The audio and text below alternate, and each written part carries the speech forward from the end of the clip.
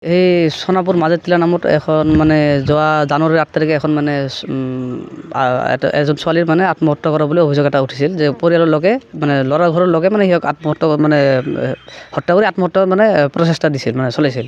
তাৰ ফলত মানে ছোৱালীৰ পক্ষৰ পৰা সেই ল'ৰাৰ পক্ষৰ 4জনৰ নামত এফআইআৰ দিছিল। কিন্তু পুলিচ প্ৰশাসনে সেই আসামীখিনিৰ এগেইনষ্টত মানে বিহিত ব্যৱস্থা নলোৱাকৈ সেই সিহঁতৰ গাঁৱৰে 3জন মানুহক উঠাই লৈছিল। 3জনৰ পৰা মানে অচি ছাৰে 2 লাখ টকা ডিমাণ্ড কৰি সিহঁতক 60,000 টকা লৈ সিহঁতক জামিনত দিয়া বুলি কৈছে। আৰু ভুক্তভোগীৰ 3জন মানুহক কৈছিল অচি ছাৰে যে ছোৱালীৰ পক্ষৰ পৰা কেছ কৰিছে, কিন্তু অথচ আমি ছোৱালীৰ পক্ষৰ পৰা জানিব পাৰিছোঁ যে ছোৱালীৰ পক্ষৰ পৰা কোনো ইহঁতৰ নামত এফআইআৰ কৰা হোৱা নাই। তো এনেকুৱাকৈ মানে মিছা কথা কৈ অচি ছাৰে মানে থানাৰ ভিডিপি ছেক্ৰেটাৰী প্ৰেছিডেণ্ট গাঁৱৰে মানুহ উঠিছিল। তো সিহঁতৰ থ্ৰু দি মানে অচি ছাৰে সিহঁতৰ পৰা মানে পইচা ডিমাণ্ড কৰি পইচা লৈছিল। আৰু বৰ্তমান সিহঁতক আৰু ভাবুকি দি আছে যে সিহঁতৰ নামত আৰু কিবা কেছ চলি আছে আৰু সিহঁতক মানে পইচা ডিমাণ্ড কৰি আছে।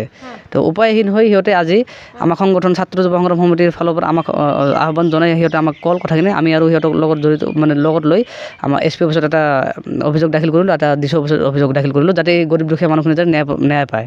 তো ছোৱালীৰ পক্ষৰ পৰা এফআইআৰ কৰিছিল সেই ল'ৰা ঘৰৰ নামত আপোনাৰ 31 জানুৱাৰীত, কিন্তু এতিয়ালৈকে সিহঁতে কোনো ন্যায় পোৱা নাই।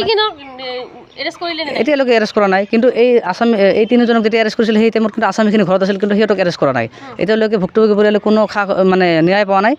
অথচ মানে এই নিৰুদ্দোষী মানুহখিনিক সিহঁতে তুলি অত্যাচাৰ কৰি এক ৰাতি সিহঁতক ৰাখি 60,000 টকা লৈ মানে সিহঁতক এৰি দিছে।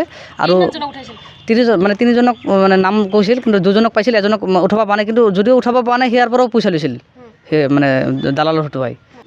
আমাৰ পৰা কেসেৰ ভাবুকি দি 20,000 কৰে টাকা লইছে একজনেৰ পৰা দালালের দ্বারাই। নিজে খোঁজা নাই, দালালের দ্বারাই খুঁজি 20,000 করে টাকা লই হেনা আমাকে দিছে। আপনার কি এরেস্ট করেছিল তো? হ্যাঁ, কি কেসত? এই মার্ডার কেসত এই ছোৱালীৰ পক্ষৰ পৰা আসামি দিছে বুলি অচি কৈ হেনা মোক উঠাই লৈ গৈছিল। তো মই লাষ্টত দেখলো মোর কোনো এই জাহাৰত মোৰ নামে নাই, এনে লৈ গেছে। মিছে হাৰাশাস্তি কৰিল, 20,000 টাকা লল, টাকা লৈ হেনা তাৰপিছত মোক এৰি দিল, জামিনে এৰি দিছে। একেবাৰে 20,000 একেবাৰে খালাস দিয়া নাই, জামিনে এৰি দিছে। পইচা লৈ কৈছে যে মই জামিনত দিলো, কেতিয়াবা ডাকিলে তুমি আহিবা আৰু থানাত। মোৰ নয় অচি কৈছে। হয়, আপোনালোকে তেওঁৰ বিৰুদ্ধে অভিযোগ যে উঠে, কোন দালালৰ সৈতে আপোনালোকক ফোন কৰিছিল?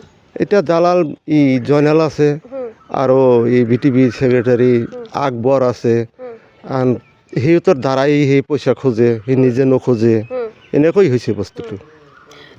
আপনি কেইদিন আছিল থানাত? এক ৰাতি।